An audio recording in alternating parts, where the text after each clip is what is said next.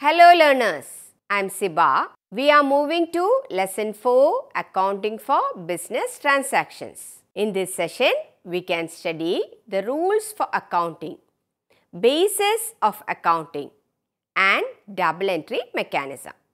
In double entry accounting system, both the aspects of a transaction are recorded. Every transaction has two aspects according to double entry system. Both the aspects are recorded also. While recording each transaction, total amount debited must be equal to the total amount credited. Debit means the transaction is to be recorded on the left hand side. Credit indicates transaction is to be recorded on the right hand side of the account. What will be the format of the account? We should know that. We have a T formatted account. Left hand side is called debit and abbreviated as capital D, small r and a dot. And right hand side you will indicate that as CR, capital C, small r. That means it is the credit side. Rules of accounting. In every account, we have a debit side on the left hand side and a credit side on the right hand side. In the T formatted account, title of the account will be written on the top of that. We have already studied classification of accounts. Still, I am going to repeat it. We have different types of accounts like assets, capital, liability, revenue or gains, expenses or losses. I am going to mention modern rules of accounting one by one. Increase in asset is debited and decrease in asset is credited. Increase in expenses or losses is debited and decrease in expenses or losses is credited. When we are discussing about liabilities, this is the rule. Increase in liabilities is credited and decrease in liabilities is debited. Increase in capital is credited. Decrease in capital is debited. Increase in revenue is credited. Decrease in revenue is debited. Either revenue or gains. When it is increased, it is credited. Either gain or revenue. When it is decreased, it is debited. So, when you look into this slide, you can easily identify asset. When it is increased, it is debited. When it is decreased, it is credited. Liabilities. When it is increased, it is credited. When it is decreased, it is debited. Capital. When increased, credited. When there is a decrease, it is debited. Expenses. When there is an increase, it is debited. Expense. When there is a decrease, it is credited. Income or revenue. When there is an increase, it is credited. When it is a decrease, it is debited. Now, you are thorough with the rules of accounting. Now, moving to different transactions. In order to analyze the rule. First transaction, Rohan purchased furniture for rupees 80,000. Asset is coming inside the business. So, the name of the asset will be the one aspect, and when asset is coming inside, cash is going outside. So, two affected accounts are cash account and furniture account. Cash is going from the business, so there is a decrease in the asset. Rule for asset account, when it is decreased, it is credited. So, cash account is credited and furniture account is debited. Rule for asset account, when it is increased, it is debited. So, furniture account is debited with the amount that is given in the transaction. So, furniture account debited and cash account is credited. Another transaction, Two affected accounts are machinery account and Messrs Indian Machinery Mart. Machinery being an asset, it is increased. So, machinery account is debited. Messrs Indian Machinery Mart creditor, liability increases. Rule for liability: when it is increased, it is credited. Messrs Indian Machinery Mart is credited. And in this transaction, machinery account is debited. Rule for asset: increase in asset debited. So, machinery account is debited. So, machinery account debited and Messrs Indian Machinery Mart credited with the amount that is given in the transaction. Cash of rupees 50,000 introduced in business as capital by Rakesh. This is another transaction. Cash being an asset is increased. Rule for asset account: asset when increased, it is debited. Capital is coming inside the business. Rule for capital account: when it is increased, it is credited. So, capital account is credited. Rakesh's capital account is credited. And cash account is debited in this transaction. Why we are debiting cash account? Because the rule for asset: cash is an asset, and rule for asset account: asset when increased, it is debited. So, cash account debit to capital, or cash account debited and capital account credited. We can analyze another transaction. Paid rupees 6,000 to the employees as salary. When anything is paid, what is going from the business? Cash is going from the business. So, salary being an expense, it is debited, and cash being an asset, it is credited. What is the rule for expense account? When there is an increase in expense, it is debited. So, as an expense, salary is increasing, so salary account is debited. And cash being an asset, it is decreased, so it is credited. So, in this transaction, two affected accounts are salary and cash. Salary debit and cash credit. Another transaction: received interest for the month rupees 4,000. When interest is received, cash is coming inside the business. Cash being an asset. Rule for asset: debit when it is increased, credit when it is decreased. So, cash is increasing, so debited. Interest is a revenue for this business. Interest received, income, revenue. Rule for revenue: revenue when increased, it is credited. So, affected accounts are cash account and interest account. Cash account will be debited. Asset increase will be debited. So, cash account will be debited and interest account will be credited. From the following transactions, state the title of accounts to be affected and types of accounts, and the account to be debited and the account to be credited. Ankur started business with cash rupees 6 lakh. The affected accounts are cash account and capital account. Cash is an asset account. Capital can be included in the capital account. Rule for asset account: when it is increased, it is debited. So, cash is increased and it is debited. Capital: rule for capital account: when it is increased, it is credited. So, cash and capital are the affected accounts, and cash is debited and capital account is credited. Second transaction: purchased goods for cash, rupees 80,000. Name of the accounts that are affected: purchases account and cash account.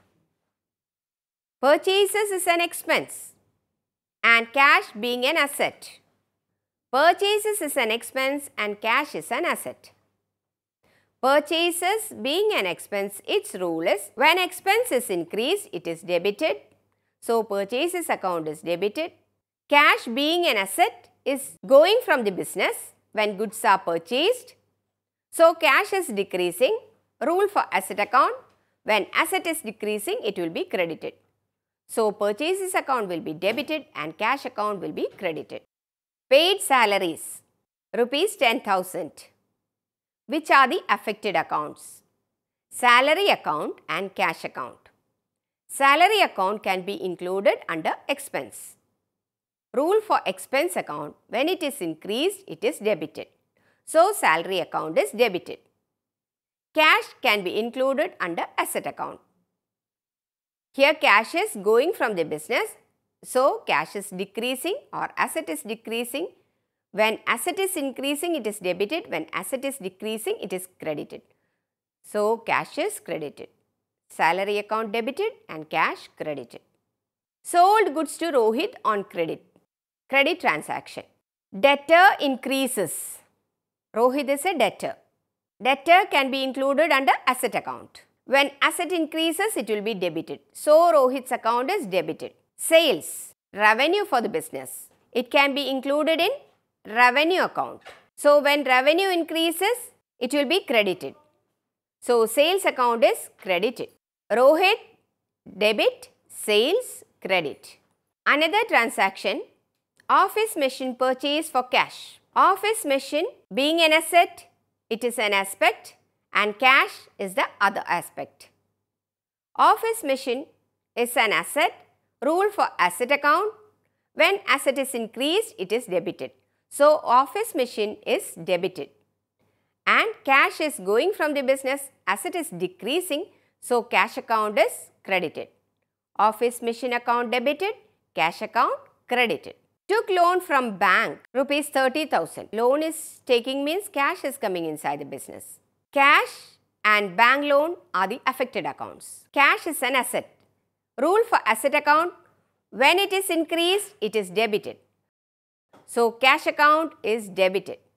Bank loan being a liability, it is increased. Rule for liability, when it is increased, it is credited. When it is decreased, it is debited. So cash account and bank loan account are the affected accounts and cash account is debited and bank loan account is credited. Received commission. Cash is coming inside the business in the form of commission. So cash and commission are the affected accounts. Cash is an asset. Asset is increasing. Rule for asset account. When asset is increasing, it is debited. So cash account is debited. Commission being a revenue for the business. Rule for revenue account. When it is increased, it is credited. When it is decreased, it is debited. So commission account is increased. So it is credited. Cash account debit, commission account credit. Postage paid, rupees 500. Postage being an expense.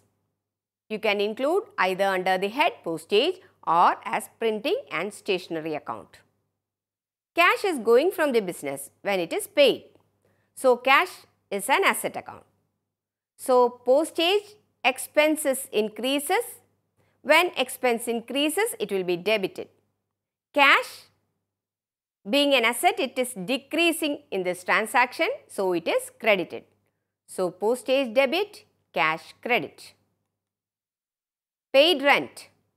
Rent is an expense and cash is going from the business. Expense increases, it will be debited. So rent account is debited. Cash is an asset and it is decreasing. So it is credited. Rent account debit, cash account credit. Received cash from Rohit. Cash being an asset, it is debited. And Rohit is the debtor, it is decreasing. Asset is decreasing. Cash as an asset increasing, so it is debited. Rohit, debtor, as an asset, it is decreasing, so it is credited. Why? The rule for asset account is increase in asset is debited and decrease in asset is credited. So cash account debit to Rohit. We can have a look at basis of accounting. We have cash basis of accounting, accrual basis of accounting and hybrid basis of accounting. Cash basis of accounting is a system in which accounting entries are recorded only when cash is received or cash is paid. Revenue is recognized only on receipt of cash in cash basis of accounting. expenses are recorded as incurred when they are paid in cash basis of accounting. The difference between the total revenues and total expenses can be profit or loss of an enterprise for a particular accounting period. Under cash basis of accounting, we will not consider for accounting purpose outstanding expenses, income received in advance, accrued incomes, prepaid expenses, etc. Advantages of cash basis of accounting. It is very simple as no adjustment entries are required. It appears more objective as very few estimates and personal judgments are required. And it is more suitable to those entities which have most of the transactions on cash basis. But this system has certain disadvantages like it does not give a true and fair view of profit or loss as well as the financial position of the business, as it ignores outstanding expenses, prepaid expenses, etc. And here in cash basis of accounting, it is not following the matching concept of accounting. Here is a question to find out the income according to the cash basis of accounting. During the financial year 2013-14, RAM had cash sales of rupees 5,80,000, credit sales of rupees 2,65,000. His expenses of the year were rupees 4,60,000, out of which 60,000 are still to be paid. So, whatever is paid and whatever is received only will be considered in cash basis of accounting. And find out RAM's income for the year 2013-14 following the cash basis of accounting. Revenue, whatever cash is flowing inside is 5,80,000. Expenses will be deducted from the revenue. 4,60,000 expenses are there, but we have not paid 60,000. So, what we have paid is only 4 lakh. So, expenses came to 4 lakh. Revenue 5,80,000. That is because of the sales 5,80,000 is coming inside the business.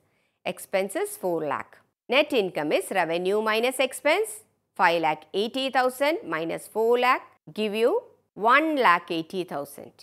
Here, credit sales and outstanding expenses are not considered. So, the net income came to rupees 1,80,000 under cash basis of accounting. Next type, accrual basis of accounting. Here, revenue and expense are taken into consideration for the purpose of income determination on the basis of accounting period to which they relate. Outstanding expenses are those expenses which have become due during the accounting period, but which have not yet been paid off. Prepaid expenses are those expenses which have been paid in advance. And accrued income means income which has been earned by the business during that particular accounting period but has not yet become due for payment and therefore has not yet been received. Income due but not received, that is accrued income. Income received in advance, that is income which has been received by the business before being earned. In accrual basis of accounting, we have certain advantages, that is, it is based on all business transactions of the year and discloses correct profit or loss. This method is used in all types of business units. It is a scientific method and it has rationality in its application. As disadvantage, I should say, it is not a simple one. And we have to use estimates and personal judgment in this. It fails to disclose the actual cash flows. During the financial year 2013-14, Ram had cash sales of rupees 5,80,000 and credit sales of rupees 2,65,000. His expenses were rupees 4,60,000, out of which 60,000 are still to be paid. Find out Ram's income for the year 2013-14 following the accrual basis of accounting. Here, total sales includes cash sales and credit sales. 5,80,000 plus 2,65,000, that is 8,45,000. Expenses include the outstanding expenses also. So, it came to 4,60,000. Revenue minus expense will give you net income, that is 3,85,000. Outstanding expenses of 60,000 rupees relate to this accounting year. Hence, are to be charged to the revenue of current year. Credit sales of rupees 2,65,000 are considered for this year as the transaction took place during this current year. Let us have a look at the difference between accrual basis of accounting and cash basis of accounting. When we are considering the prepaid expenses or outstanding items or expense or income received in advance, we should say, in accrual basis of accounting, they are not considering for accounting purpose outstanding expenses, accrued income, income received in advance, etc. in the balance sheet. Next, basis of difference, effect on income of prepaid expenses and accrued income.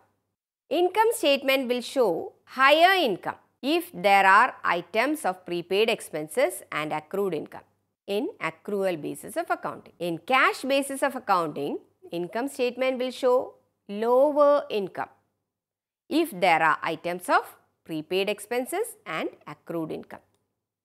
Another basis, effect of outstanding expenses and unearned income. In accrual basis of accounting, income statement will show a lower income if there are items of outstanding expenses and unearned income. Income statement when prepared on the basis of cash basis of accounting will show a higher income if there are items of outstanding expense and unearned income.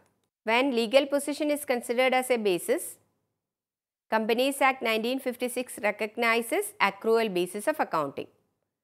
Companies Act 1956 does not recognize cash basis of accounting. Option regarding valuation of inventories and methods of depreciation are considered.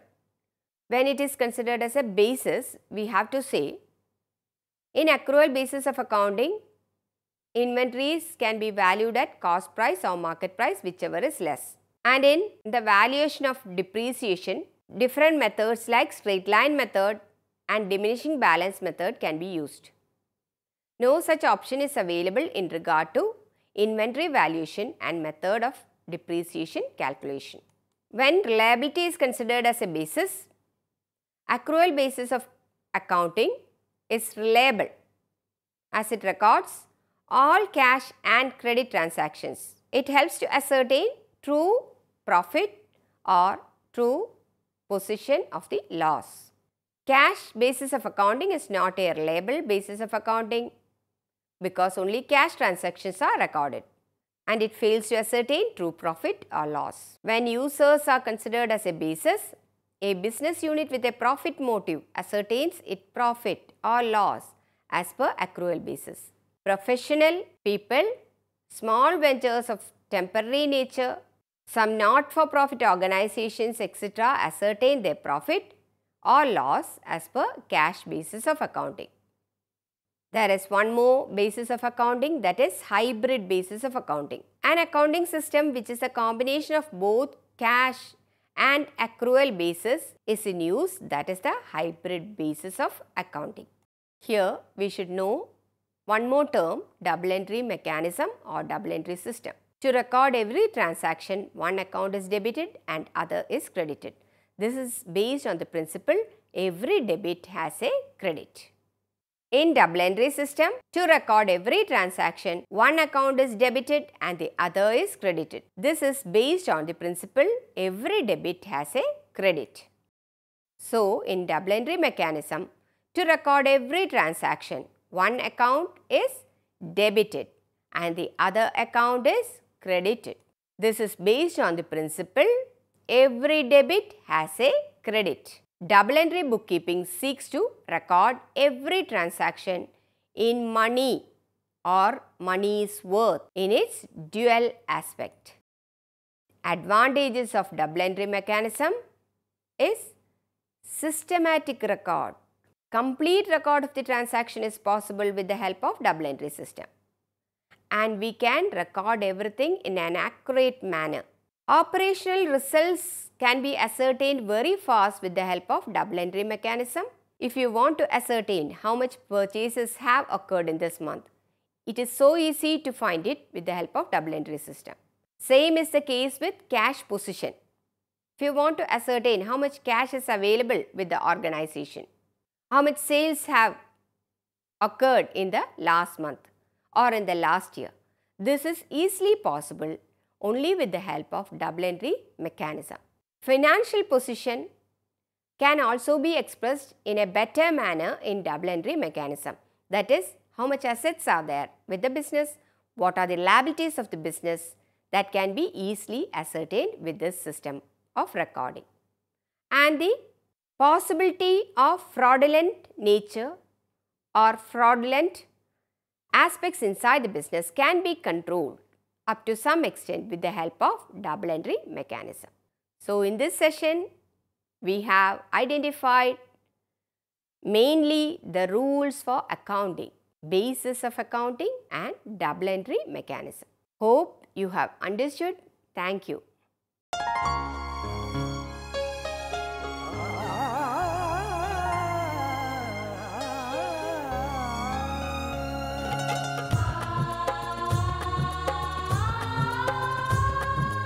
जीवन ये प्रकाशित करने, राहों को आलोकित करने, हम अपना दीपक स्वयं बने, हम अपना रास्ता स्वयं चुने।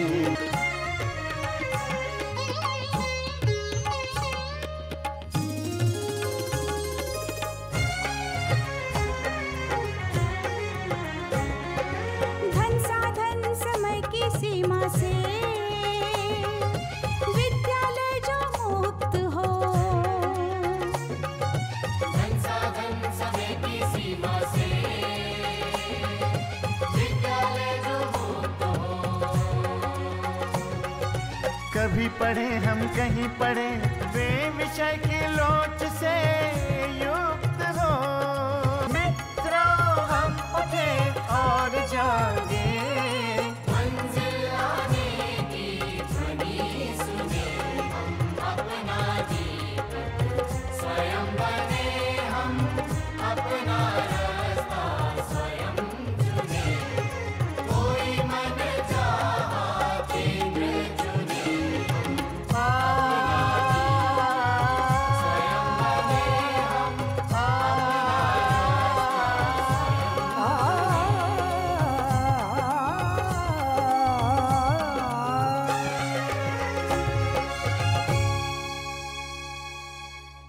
हिंदुस्तान के हर कोने में नौजवानों के पास प्रतिभा है, उन्हें अवसर चाहिए। NIOS देता रहा है युवाओं को अवसर आगे बढ़ने का। NIOS से पढ़ने वाले इन युवाओं ने किया है संस्थान को गौरवान्वित। दिव्यांगों ने बन के दिखाया है सबल और आत्मनिर्भर। NIOS के साथ आप भी जुड़िए NIOS के संग।